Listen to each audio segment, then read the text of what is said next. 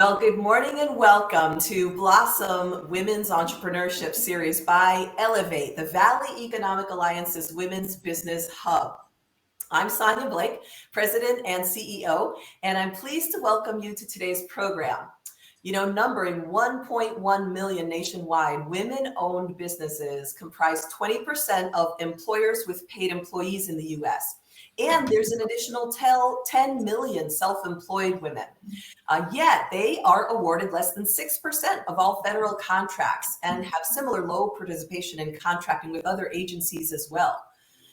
So what's happening here? We want to make sure that our women-owned businesses are able to contribute to the economy and help build our economy the way that we know that they are equipped to do so. So the Valley Economic Alliance offers programs and support for all businesses, including women-owned, to grow and contribute to our local economy and quality of life. In fact, for almost 30 years now, the Alliance has served our 5-city region, which includes Burbank, Calabasas, Glendale, North Los Angeles, and San Fernando. And we promote job creation and retention through business assistance and attraction, workforce training and job placement, and tourism. And our goal is to promote development of a prosperous, environmentally sustainable, and equitable region. So we encourage you to enroll in our business assistance program, and I'll pop in the chat a real brief intake form to provide us the information that we need to help you understand all the different services that may be available to help you build your business. We also have a Facebook group on Facebook called Ellevate Hub, and I'll pop the link in the chat to that too. Today, we are thrilled to acknowledge our distinguished partners that helped us present this program: Saybrook University, NABO LA, New Economics for Women, which also runs the SBA's Women's Business Center, Black Women's Network, and the County of Los Angeles. Also, special thanks to our sponsor and longtime supporter of the Alliance, Comerica Bank, represented by our board member, Nairi Sajonian. So it's now my pleasure to introduce to you my co-host, who will introduce today's moderator, Dr. Tom Hayashi. Dr. Tom is Chair and Program Director of the Department of Leadership and Management at Saybrook University, where he oversees a department consisting of 5 master's specializations and 5 doctoral level specializations, and employing 20 salaried and adjunct faculty. He holds his PhD and an MA in Human and Organization Systems from Fielding Graduate University, an MS in Education with a concentration in Instructional Technology from Cal State University East Bay, and a BA in Liberal Studies from Thomas Edison State University. We're so thankful for his partnership and leadership in organizing today's program. Over to you, Dr. Tom Hayashi.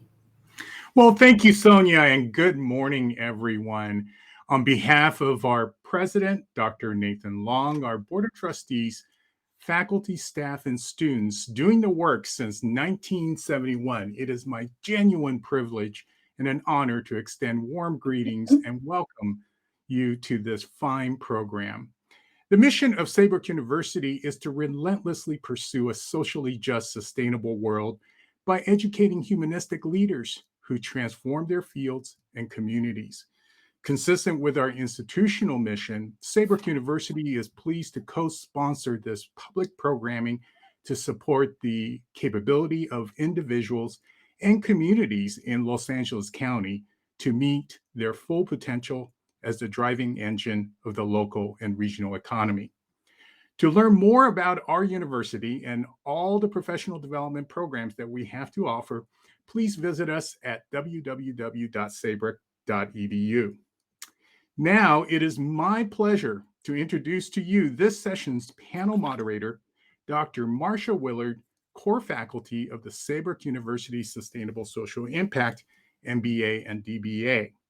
In addition to serving as our core faculty in the Business Administration program, Dr. Willard is the principal of Axis, a sustainability consulting firm founded in 1990.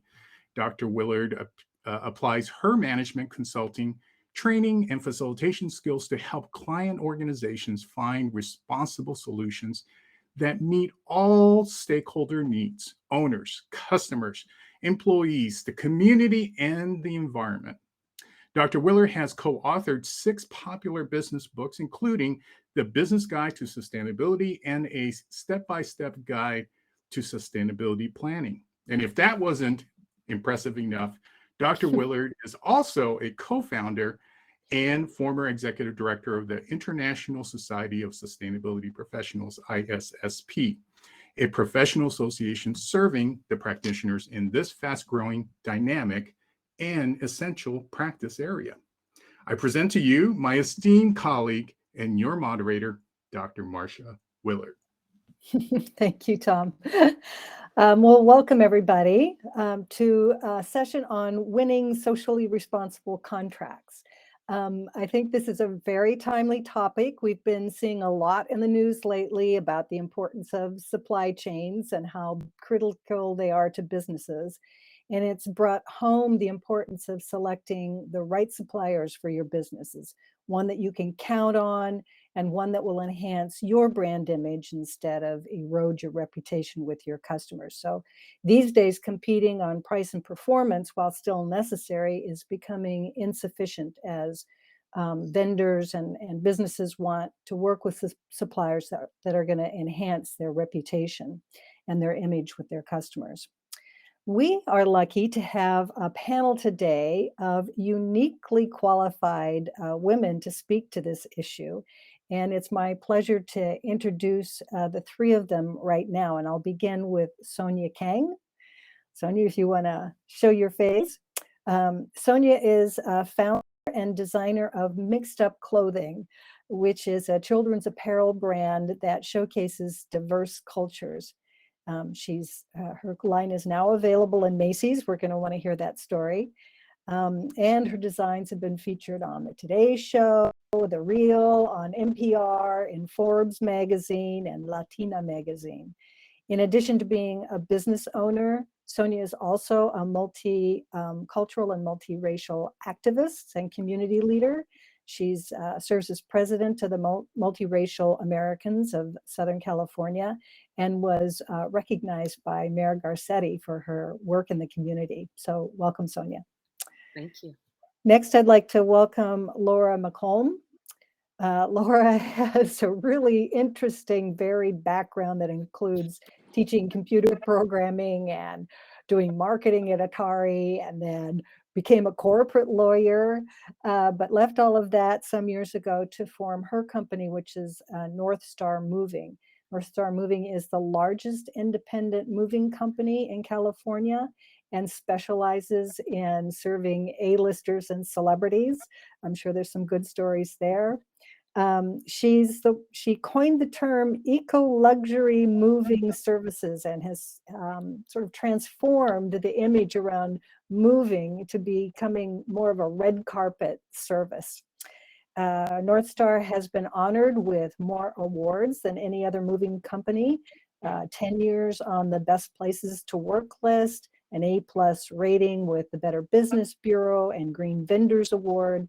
And Laura herself has been recognized within the community as the 2019 Entrepreneur of the Year, awarded by the Los Angeles Business Journal, Community Leader, the National Association of Women Business Owners. So welcome, Laura. Thank you for being here. Thanks for having me. What an honor. Thank you. I'm excited to get started. And lastly, we have Jessica Mireles from she's the senior counselor at LA County's Small Business and Workforce Development, where Jessica, there she comes, where Jessica provides technical assistance to businesses through the department and helps through the application process to win county certifications and also to help businesses achieve state and federal contracts as well. So welcome, Jessica. We're happy to have you here. Absolutely. Thank you. And I'm so pleased to be on this panel with such accomplished women. So thank you. I know, right? What a club. Well, I'd like to kick this off with some questions. We'll do some individual questions, and then I hope we'll just generate some good conversation amongst the group. So I'm going to start with you, Sonia. Congratulations on winning the contract with Macy's. Tell us the story about that. How did that come about? Well, you know, started with Macy's a few years back when they had an accelerator called the Workshop at Macy's. And what that program, was so it was going to help women, founders, minority founders who were interested in winning, grants and products and all these different things to help them get to the next level that they needed to get into a large retailer like Macy's. So they really prepared me in making sure that I had my certification, and making sure that I had, which is with the National Minority Diversity Supplier. So I'm certified through them as a minority business owner. And also to figure out the process of having to pitch to large retailers like Macy's, Nordstrom, Target, Walmart, et al. And so the whole idea is you really don't know what you don't know. And it is so hard. Like the first step is like they give you this whole kind of breakdown of what you need to do in order to even get to the next step. And it really takes a toll. It took about 9 months to almost a year of just getting the EDI, any of the kind of software technology stuff in place for your small business. I'm a one-woman show, and I had to put on different hats at each level of the process. And so I'm here to kind of talk about some of those, hopes and challenges and stumbles. So I'd like to say, ask me anything. I'm here to kind of help folks avoid some of those things that, stumble and make the process longer. That's really interesting. I do have a question, but it occurs to me that sounds like a very generous thing for Macy's to do, to train small businesses. But I'm willing to bet the ulterior motive is that it's important to them to develop this supply chain of people that they can count on, right? Yeah, so definitely, the big retailers are seeing the value in putting dollars behind diversity, inclusion, equity. So they are doing a lot of work now behind the scenes, partnering with folks like the 15%, which is a program or an initiative where they dedicate 15% of their space to bringing brands like mine onto the floors. I think I'm the first Afro-Latina children's brand in Macy's. Nice. I mean, it's you, on one hand, you're like, yes, go me. But on the other, you're like, wait a second, why is that? And it's because of some of the, gatekeeping items that happen, again, that I didn't think that it would happen for me. So just imagine that kind of mentality.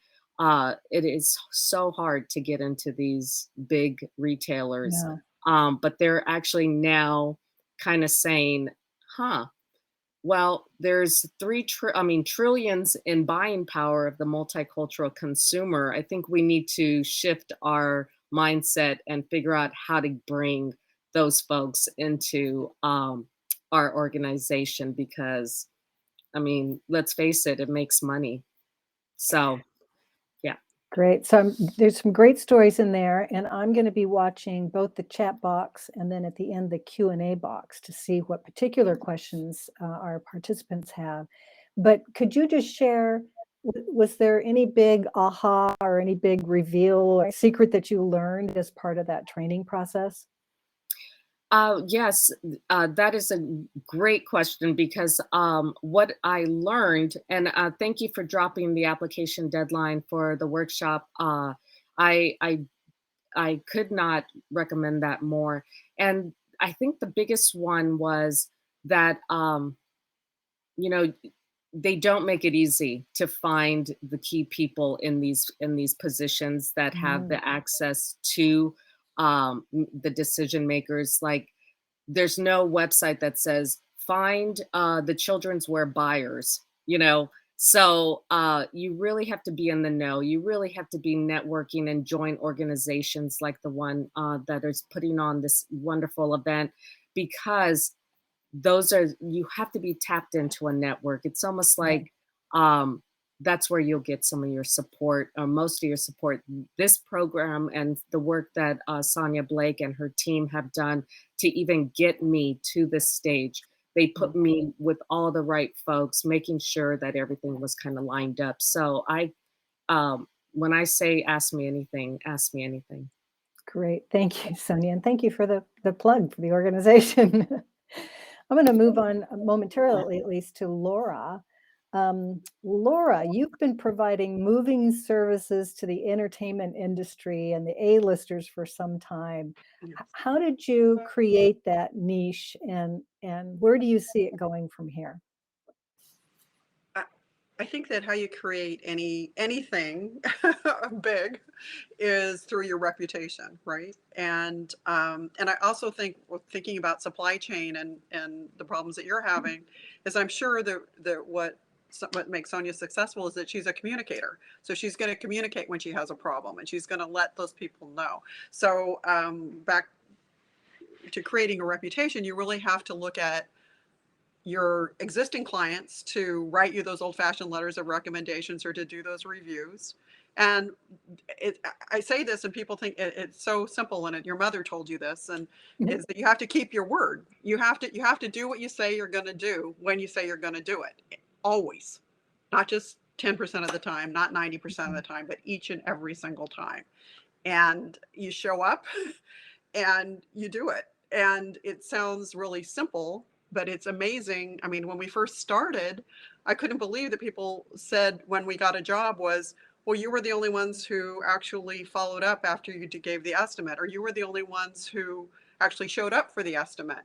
And I'm like, wow, I have bigger plans for my business than just showing up. You know, it's like, isn't that just like the basic, like just show up? That's all it's going to take. But it takes that. And then it takes doing it well, and not only doing it well, but exceeding your clients' expectations, so that if you can wow them with amazing, kind service each and every single time, you're going to have this amazing ripple out into the community that you're going to keep feeding that. And that's going to help build your reputation. And if you treat the people that work for you well, you're going to get, like we're lucky enough to have 10 consecutive Best Places to Work awards. And you're going to keep building that out. And I think that all of that is a long answer to say, how do you get the big clients? You get the little clients, and you treat them great, and you keep treating them great. And the word gets out, you treat people great, and that you underpromise and you overdeliver every time. And then all of a sudden there's a little bit of buzz about you. And then that gets somebody interested. And then you're lucky when lucky created lucky, and also lucky fortunate, right? So what's next in that is to keep doing it. And keep doing it means right now that, you know, sometimes we have to say no to business because we know we can't do the business to the standard that I expect when my name's on something, that it's going to be that level of service, because we're a total service business, and people, when they're moving, are the most stressed that they ever are. You don't just move for fun. Everybody hates to move, including me. And it's something else horrible is going on in your life, or something wonderful is going on in your life. You had a baby, or you got divorced, or somebody died, or somebody was, you're moving, changing schools, or you're changing jobs, or some other change that's a huge stress factor in your life. And that's when you're going ahead and moving. So you have these stress. So you really, really need to take care of people.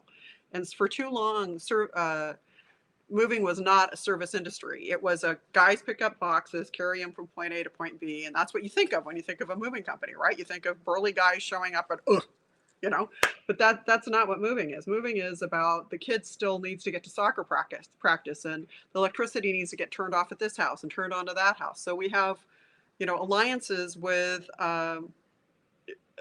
vetted service providers who will, bring a nanny service in. We'll make sure that the stuff is taken care of. We even have a service with like vetted service with a goat people that bring goats in, that clear out your backyard so that you meet the fire hazards in your new house before you sell it, or you have, you know, people who come in and do your interior decorating, or people come in and do your feng shui, because that's what moving is. Moving is all of that part of your life changing.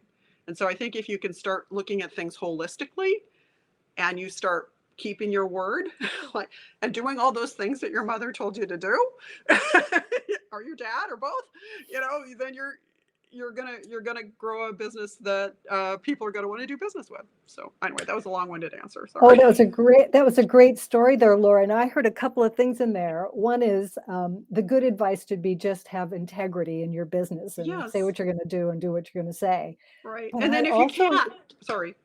No, and if you can't, to communicate it, right? Sorry. Yes. Well, that's part of the integrity, Yeah, right? right, exactly. But I started to hear something else. I had no idea. You've really changed the business model around moving and created something unique. So that, you know, there's vision there. There's business vision in there. Thank you. So Yeah, kudos to you. That's a great story. So thank you. I think we learned a little business secret from you. Jessica, let me come to you now.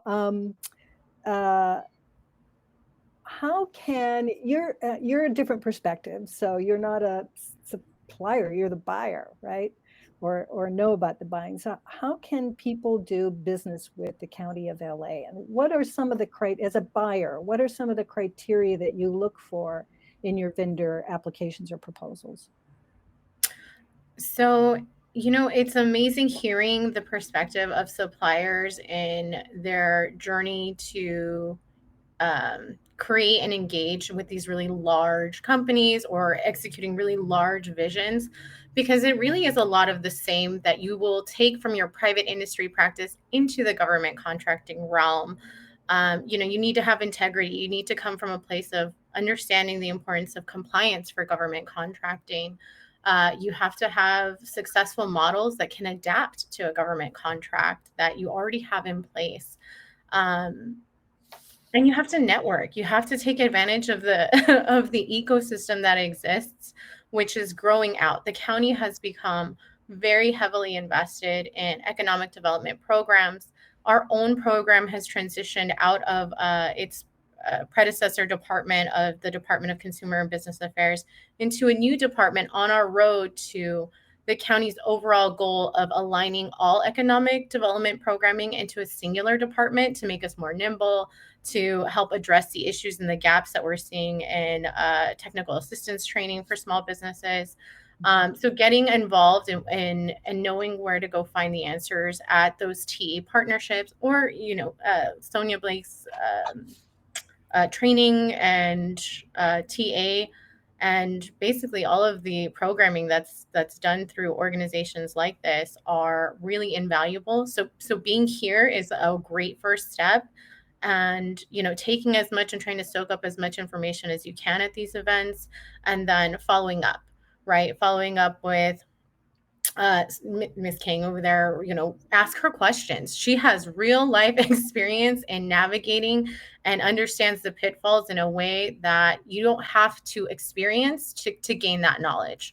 You know, Laura has this amazing platform, which, I mean, it just sounds incredible. I recently moved and it was just such a horrible experience that I'm just like now getting set up. I moved, you know, mid-pandemic. The supply chain is hard. I couldn't find furniture anywhere. So the fact that something like that exists is incredible. It takes a lot of, it takes a grander vision of what human experiences are in our economy. So that is amazing.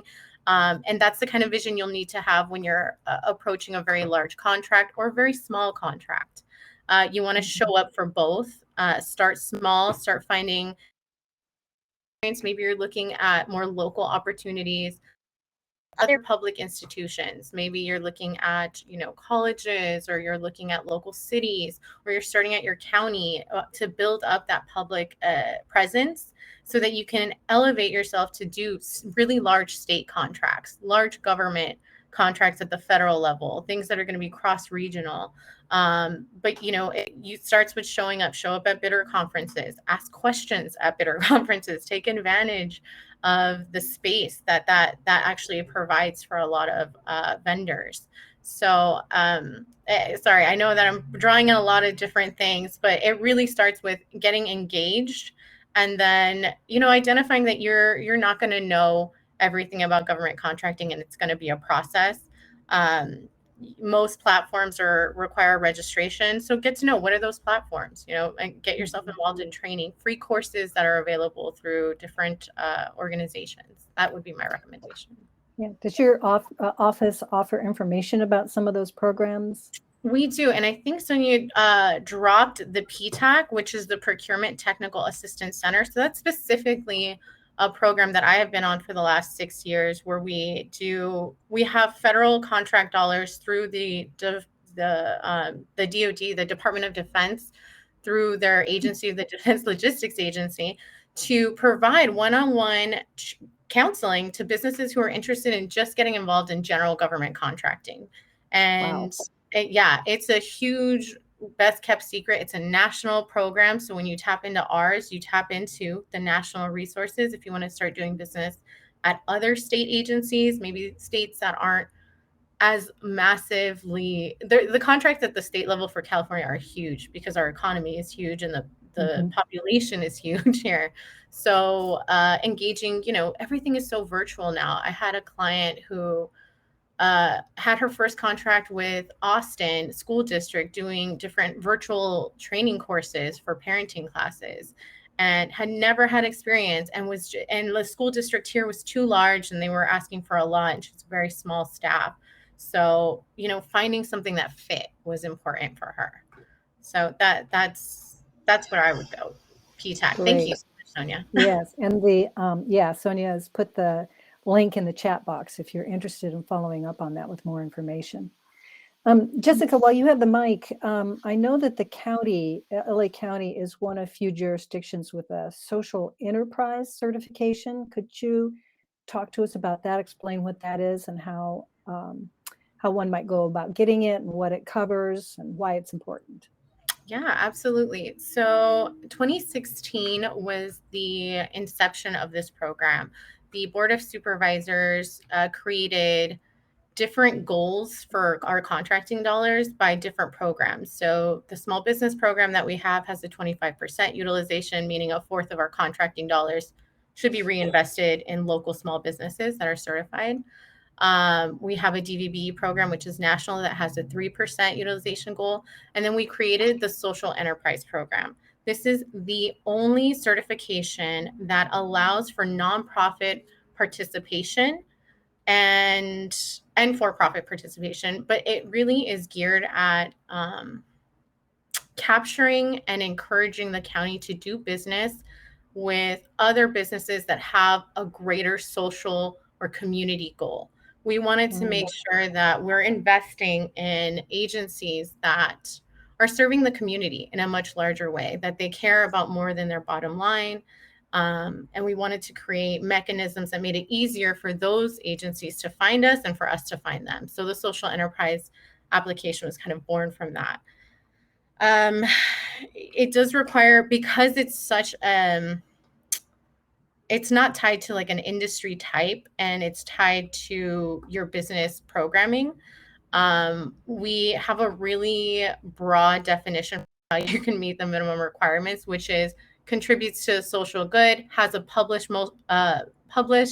mission statement, and has metrics that can be tracked to measure that impact, whatever that may be. And that could be in business practices in terms of like your recruitment, of hiring, maybe a transitional workforce, or training services in workforce training development, or it could be in providing, parenting classes for, designated with like a cultural conscious.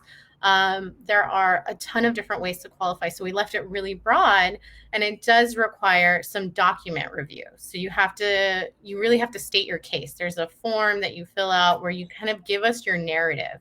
Tell us how you are impacting the community, what your mission is, and what are you using to track your impacts?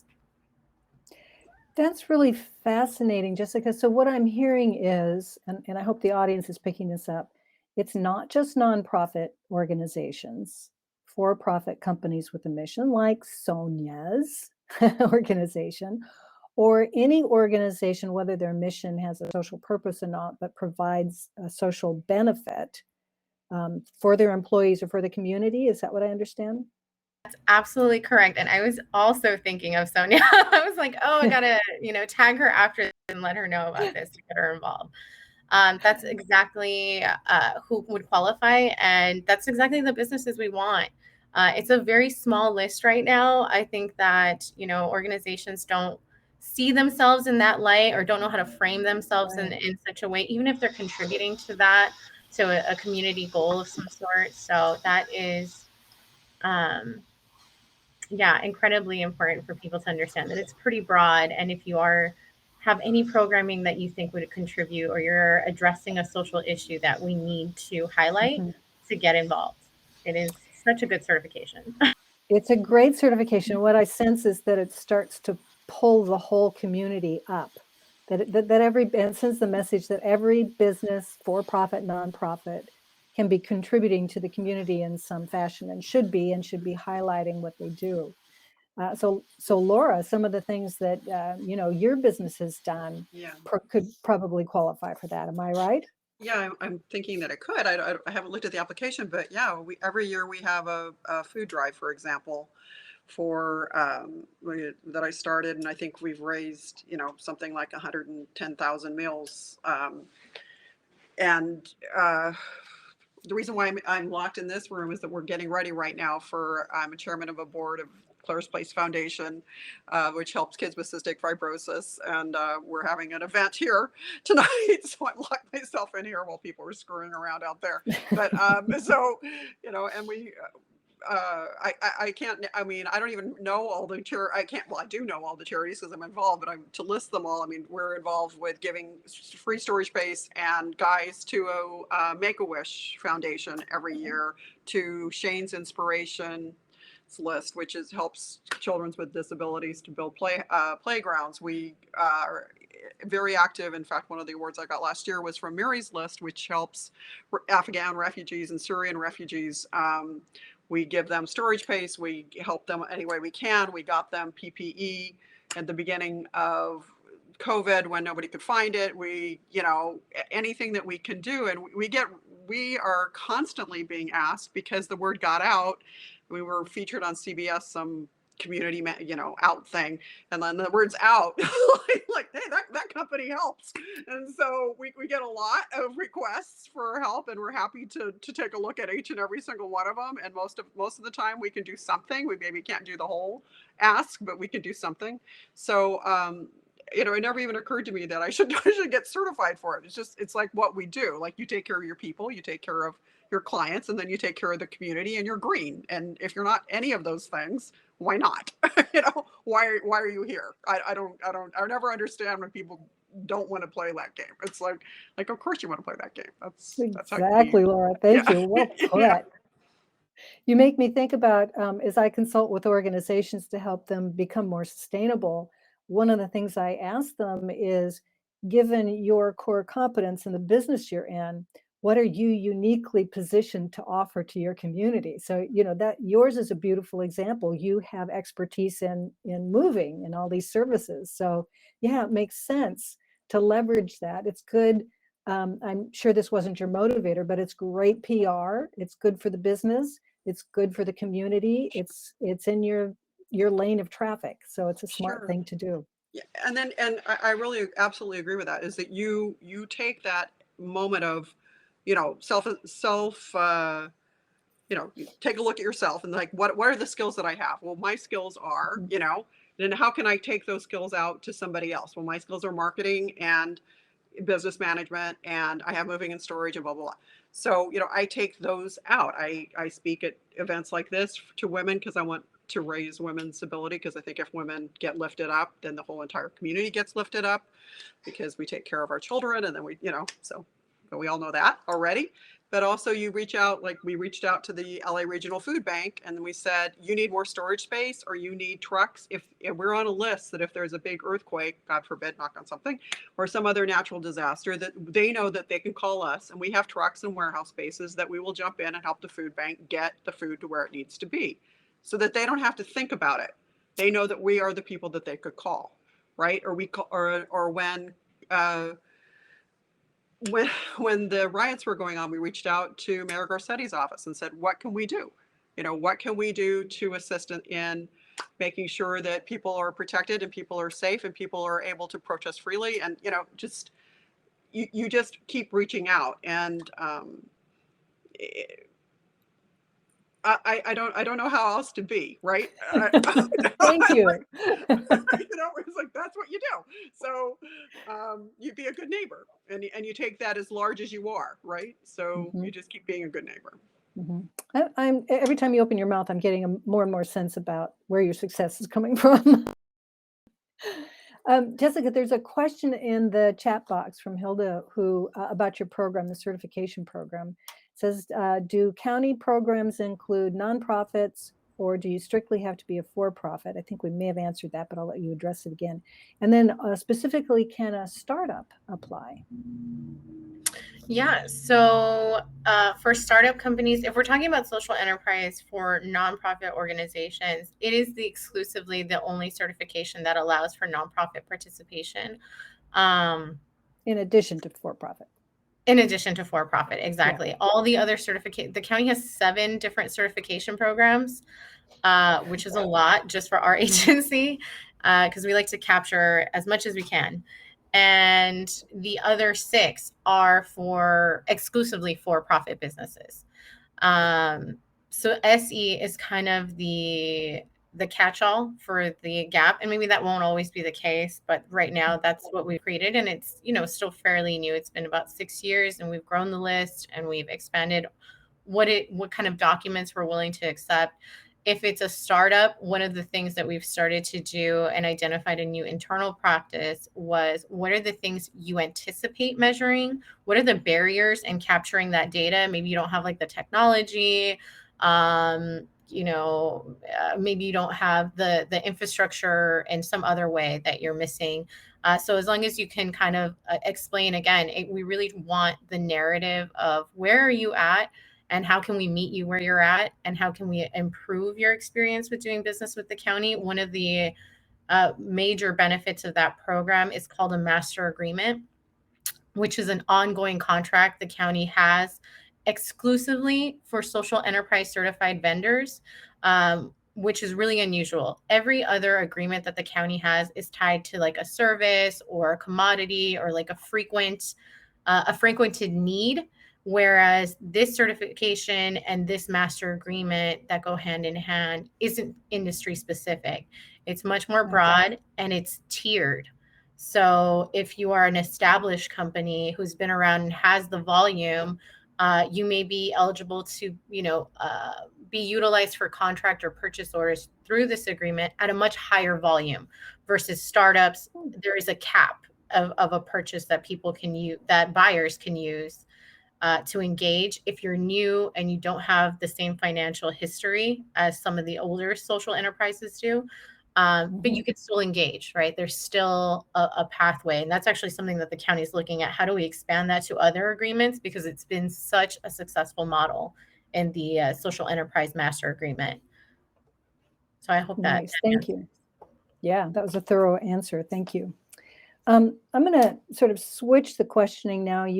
You've been addressing, especially Laura and Sonia have been addressing how they win contracts, but as buyers yourselves, how do you go about diversifying your own supply chain and demonstrating your commitment to equity and sustainability in your purchasing? So, Sonia, would you like to kick that off? Because I know that you work with overseas factories and things. Well, again, I think it goes into establishing, and I think Laura hit this earlier, is just really finding out who your company is and making sure that the ethos of your company and the, you know, the tenets that you follow uphold, you know, the social impact, you know, the green, being green, making sure, the labor for folks that are, for us manufacturing. So do those kind of, checks behind the scenes with everybody along your supply chain to make sure that they are upholding the core of what your business is about.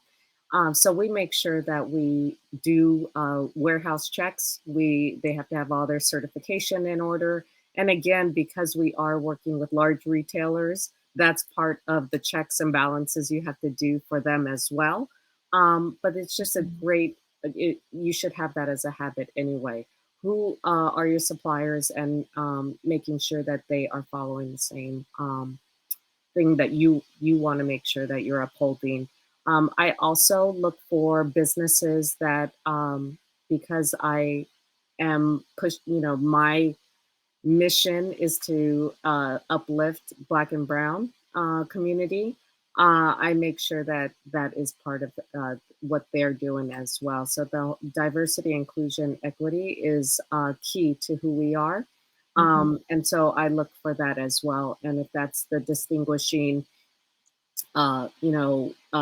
factor in who I'm choosing, I make sure that I look for that. So it's really just being socially responsible and decreasing my carbon footprint as well. So I make sure that, How Green is the organization that I'm working with.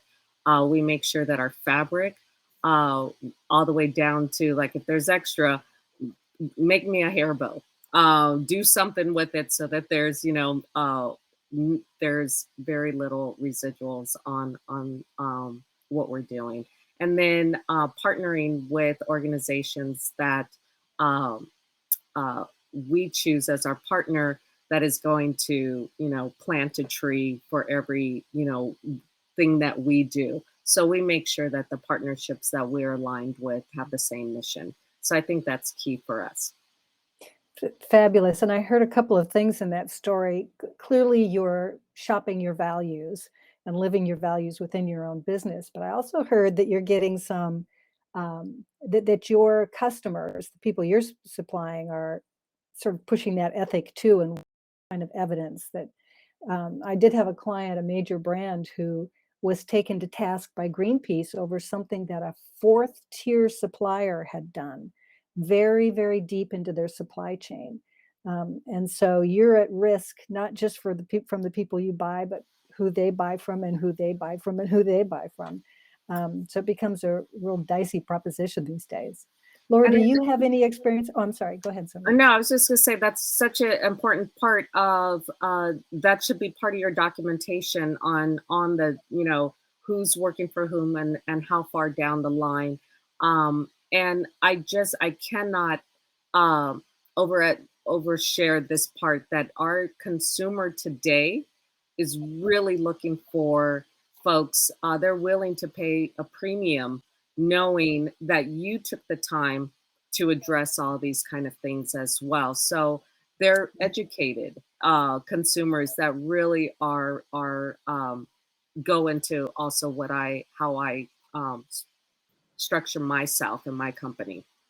Mm-hmm. Yeah, I've seen organizations go to the extreme. Patagonia now is now tracking the sheep that produced the wool that goes into your sweater, and you as a customer can actually that supply chain on their site. It's very interesting.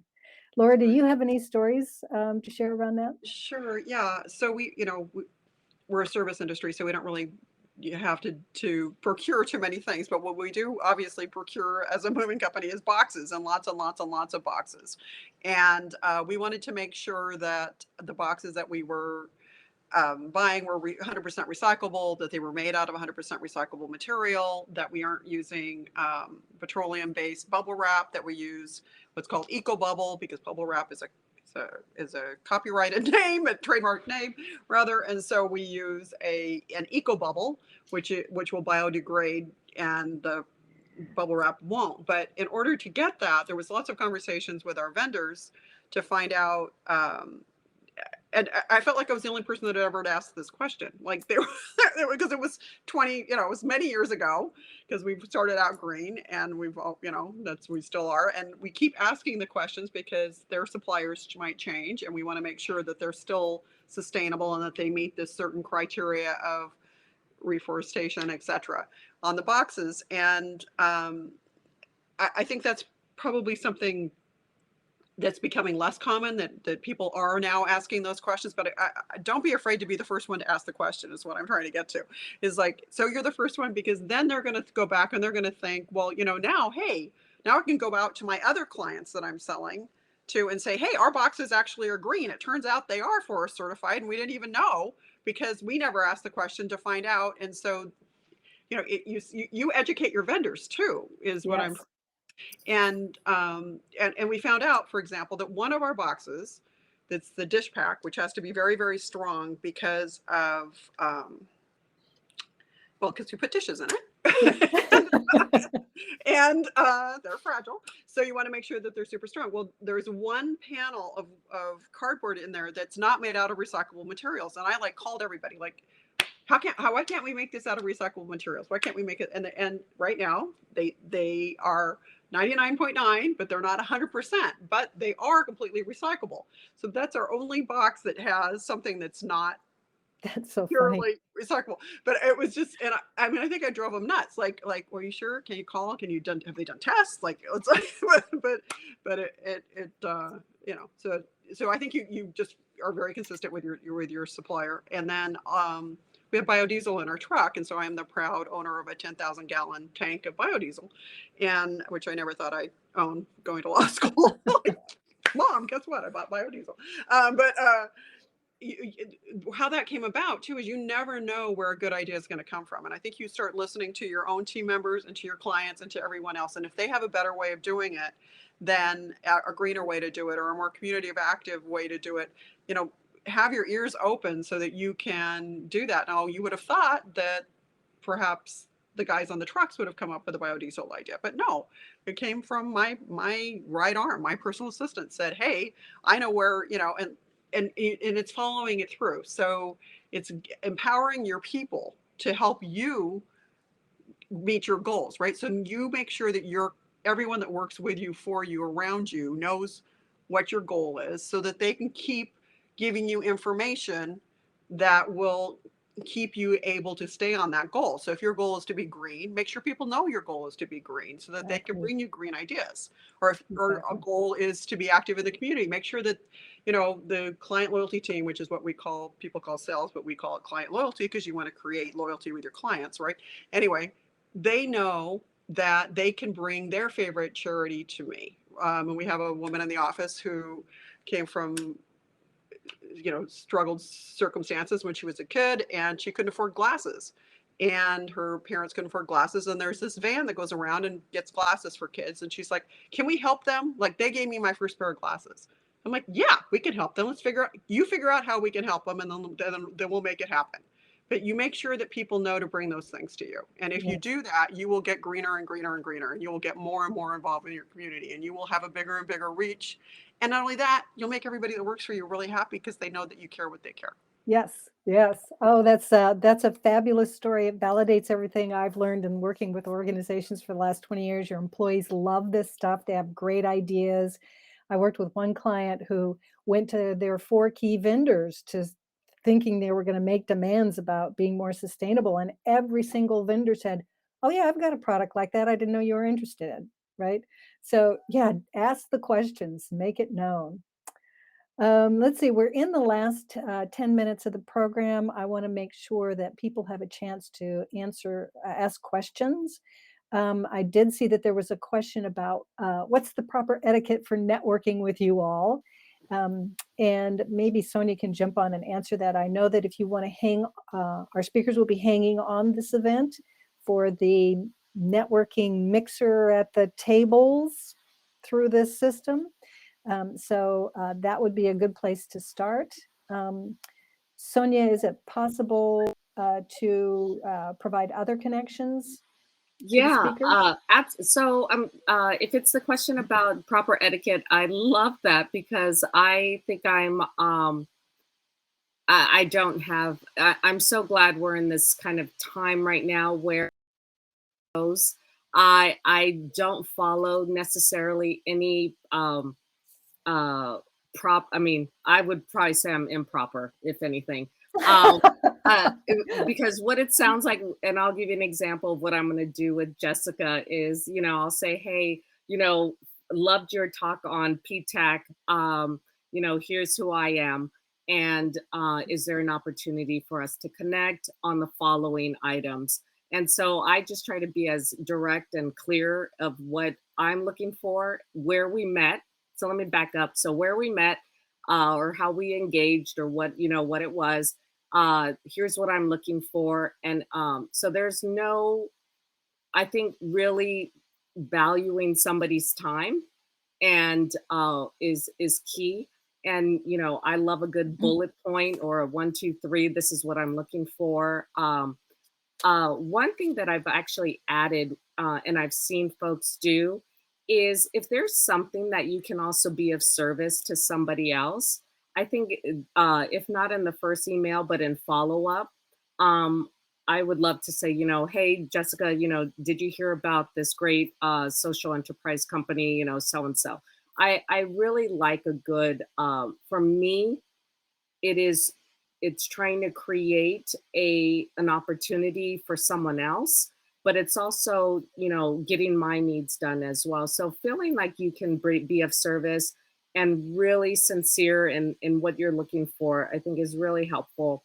And just, again, it goes back to communication. Laura, you setting the tone with this, with communication, I think is just really letting folks know what you need and in the, shortest amount of time. I have a question, I think, for Sonia Blake about if the session will be available for viewing later. Are these sessions recorded? Maybe you could answer in the chat box. Certainly. I believe that we are recording. I'll check with Erica. So I just wanted to add, I agree. I think that, we try to be really available at PTAC in every form. There's phone number, you can call our general number, you can email me directly. I do book appointments in advance. And I will say right now, I'm pretty much booked until the second week of December. So about a month out.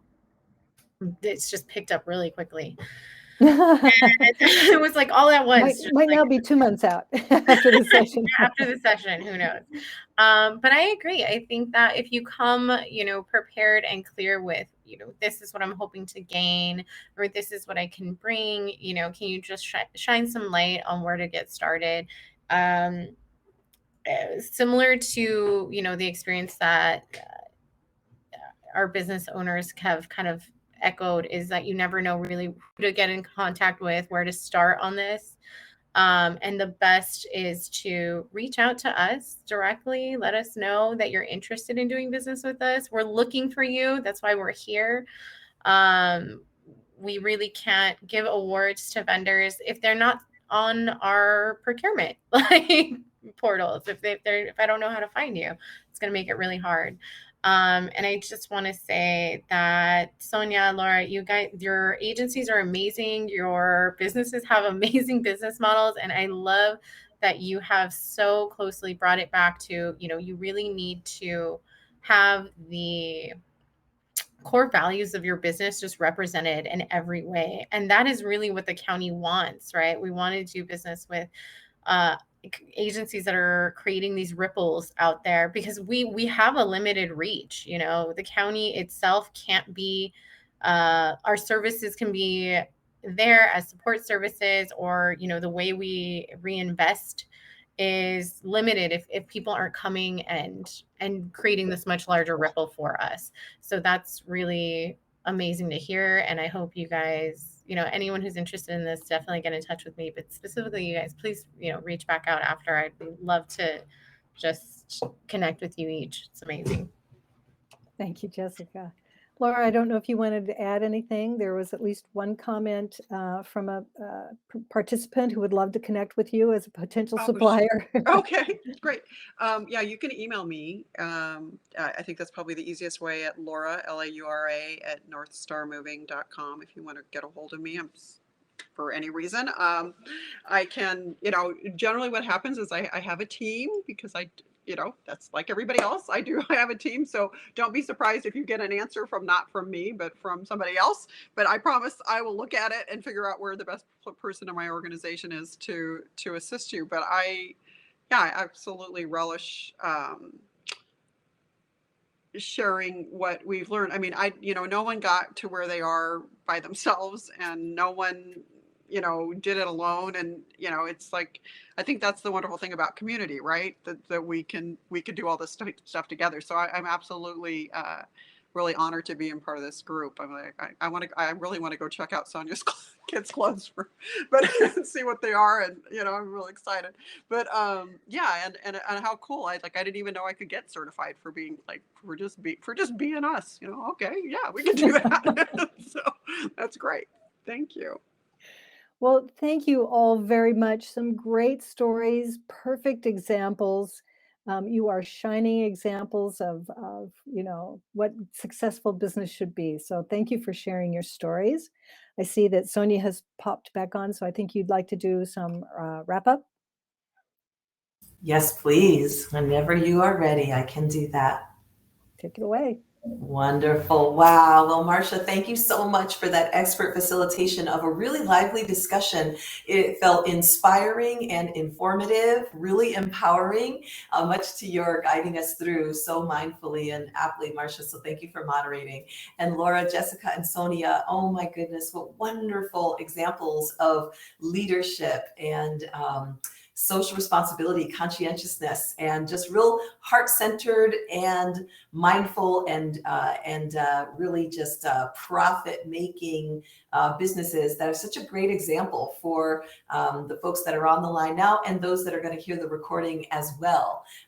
So really appreciate everyone, all of our speakers, your time, your insights, your expertise, and your friendship in this journey of business ownership that we're all trying to navigate. Thank you all also for the team, Erica and the rest of the team and our participants for joining us today. I will go ahead and give you a little bit of closing information so that you'll know kind of what's next, how to engage a little further. At noon, we'll officially close the program, but those who can stay will stay to network a little bit more, get to know each other. How about if we meet at table number 6? So the format of this view that you're seeing now will change from presentation to look more like a meeting room. And you just double click on the center of table 6 and we will convene around that table. If that table is full, then why don't the rest of us convene at table 7? So we'll just do tables 6 and 7 and go ahead and convene at noon if you feel like hanging out longer. For additional events after today, our next event is December 16th, and we're holding our annual meeting for the Alliance. So, we're up to so much here in the Valley. We're preparing folks and contracting and procurement for the Olympics that are coming up. The Super Bowl are coming up. There's a whole host of procurement and contracting opportunities, and we want to make sure that Valley businesses are at the center of that, and we'll get access to that. So definitely want to encourage you to enroll in our business assistance program or sign up for our Facebook group at Ellevate Hub, and there are those links. And then in terms of next events, you can visit our website at thevalley.net/events to register for our annual meeting, various committee meetings, other types of programs that are coming up. So really appreciate all of you being with us, and we're going to go ahead and open the breakout room now. See you over at table 6 or 7. And other than that, have a beautiful day. Thanks so much, everyone.